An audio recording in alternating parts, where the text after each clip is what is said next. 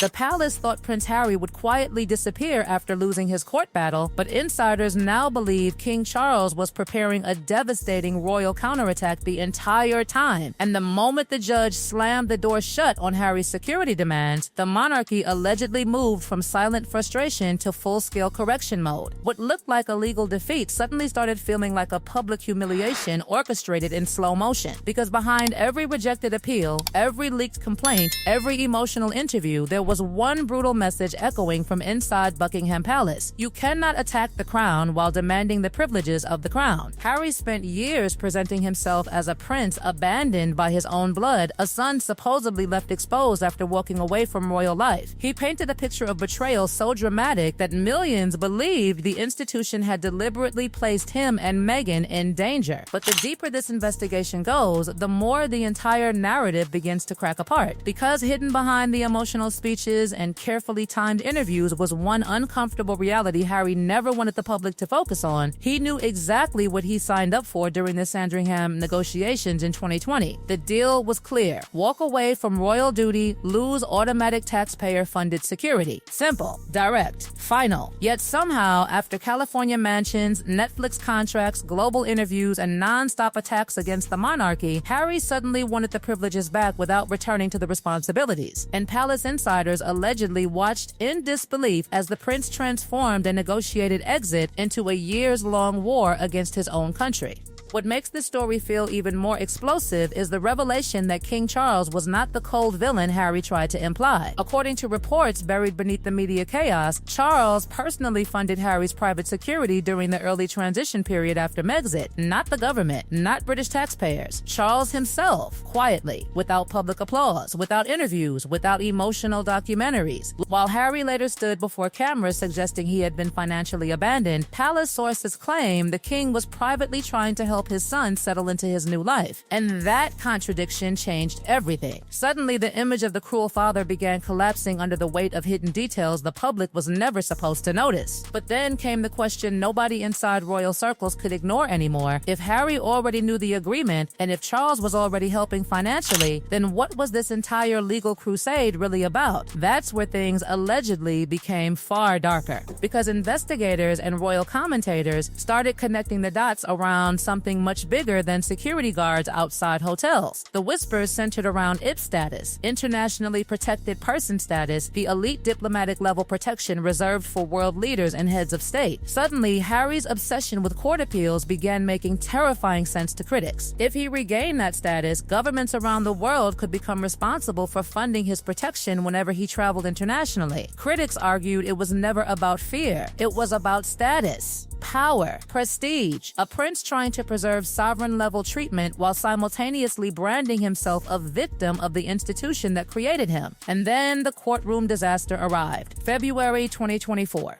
The moment palace officials reportedly knew the tide had permanently turned against Harry. Sir Peter Lane's devastating judgment didn't merely weaken the Duke's claims, it dismantled them piece by piece. The court ruled the government acted lawfully by shifting Harry to a case-by-case security assessment after he stopped being a working royal. That single ruling quietly detonated the emotional narrative Harry had spent years building. Because the judges weren't interested in trauma speeches or media sympathy. They looked at facts, protocol, structure, duty, and their conclusion was brutal. Harry's royal status had fundamentally changed the moment he walked away from service. But instead of retreating, Harry escalated. Another appeal, another public battle, another attempt to force the state to restore what he believed was his birthright. And palace insiders allegedly began viewing the situation not as a disagreement anymore, but as an all-out attack on the institution itself. William reportedly reached his breaking point during this period, because dragging palace advisors and royal systems through endless legal warfare crossed a line that future kings do not forget. Sources claim William stopped viewing the conflict emotionally. For him, it became institutional survival. A monarchy cannot function if members can publicly attack it while demanding permanent royal privilege behind the scenes. Then came May 2025. The appeal collapsed completely, unanimously. 3 senior judges rejecting Harry's arguments and effectively shutting the legal door forever. And that's when observers believe the real royal strategy strategy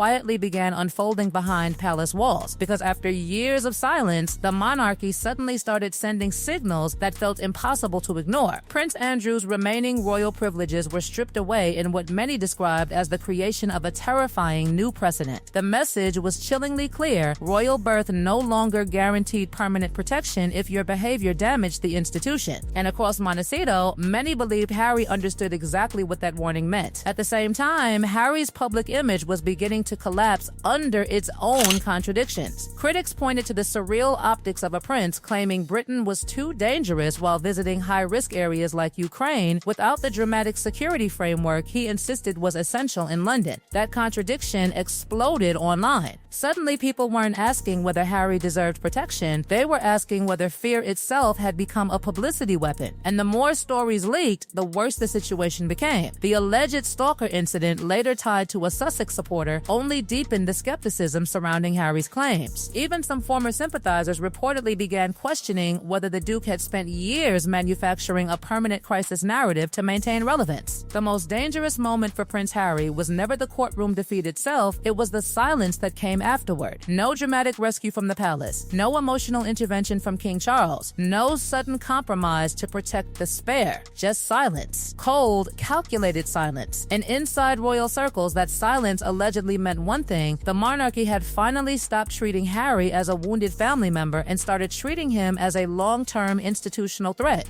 Because after 5 relentless years of lawsuits, interviews, documentaries, memoir accusations, and public attacks, palace officials reportedly reached a terrifying conclusion. Harry wasn't trying to reconcile with the crown anymore. He was trying to pressure it into submission. What makes the collapse even more shocking is how dramatically public perception turned against the Sussex brand after the final appeal failure. At first, Harry and Meghan had successfully positioned themselves as modern rebels escaping a suffocating royal machine.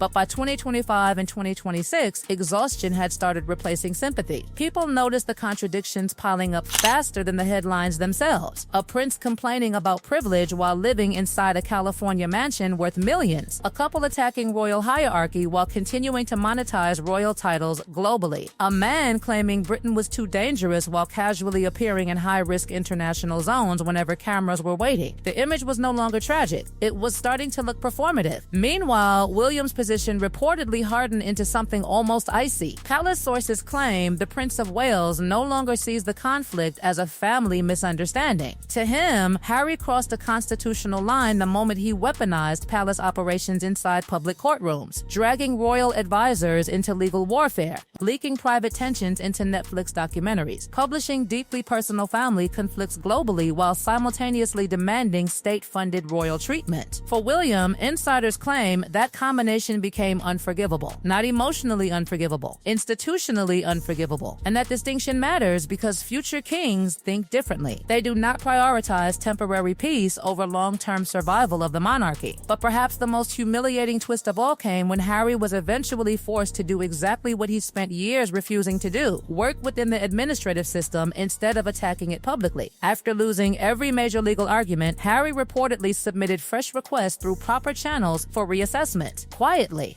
carefully, almost desperately, and critics instantly seized on the irony, because for years Harry insisted the entire system was corrupt, biased, and broken beyond repair. Yet when the lawsuits collapsed, he suddenly turned back to the exact same system, hoping it would help him. That contradiction shattered what little credibility remained around the victim narrative. Even critics who once stayed neutral reportedly began asking the same brutal question: if the system was always willing to review evidence properly, then why spend millions attacking it publicly in the first place? The answer many royal watchers arrived at was deeply uncomfortable: attention, status, leverage. Because lawsuits created headlines. Headlines created sympathy. Sympathy protected the Sussex brand commercially. And commercial survival increasingly depended on keeping the royal conflict alive. That realization changed everything about how the public viewed Harry and Meghan's behavior. Suddenly, every emotional interview started looking less spontaneous and more strategic. every accusation began feeling connected to a broader campaign to pressure the monarchy through global public opinion. But the palace refused to play the game anymore, and once Buckingham Palace stopped reacting emotionally, the Sussex strategy reportedly began collapsing under its own weight. Even the British public seemed to undergo a psychological shift during this period. Earlier sympathy slowly transformed into irritation, then resentment, then outright rejection. Polling numbers reportedly became catastrophic for Harry's image. Support for removing Sussex titles surged dramatically after the appeal losses. The symbolism was devastating. The prince, who once represented the monarchy's youthful future, had become one of the most polarizing royal figures in modern history. Worse still, comparisons to Princess Beatrice and Princess Eugenie made Harry's demands look even more entitled. They accepted private life. They funded their own security. They followed established royal precedent quietly without launching wars against the institution. Harry's insistence that his birthright somehow entitled him to exceptional treatment suddenly looked less like justice and more like ego refusing to accept diminished status. And then came the issue nobody inside the palace could ignore anymore: public trust. Because every new lawsuit, every leaked grievance, every media war forced the monarchy itself into dangerous territory. Republican movements started weaponizing Harry's accusations to argue the institution was outdated and dysfunctional. Internal royal security procedures became public courtroom drama. Taxpayer funding debates exploded nationally during a cost of living crisis. The Sussex War was no longer just family chaos. It was becoming a reputational threat to the crown itself. That reportedly changed King Charles completely. Whatever emotional hesitation existed earlier allegedly disappeared once institutional stability became endangered. The king may still love Harry privately as a son, but insiders claim Charles ultimately chose monarchy over emotion, duty over reconciliation, survival over sentiment. Now, as 2026 unfolds, Harry appears trapped in a reality he never expected to face. He wanted independence while keeping royal-level influence. He wanted celebrity freedom while retaining sovereign-style privilege. He wanted global sympathy while continuing to attack the institution that gave him relevance in the first place. But the system finally stopped bending around him. And once that happened, the illusion reportedly shattered fast. The courts rejected him. Public patience evaporated.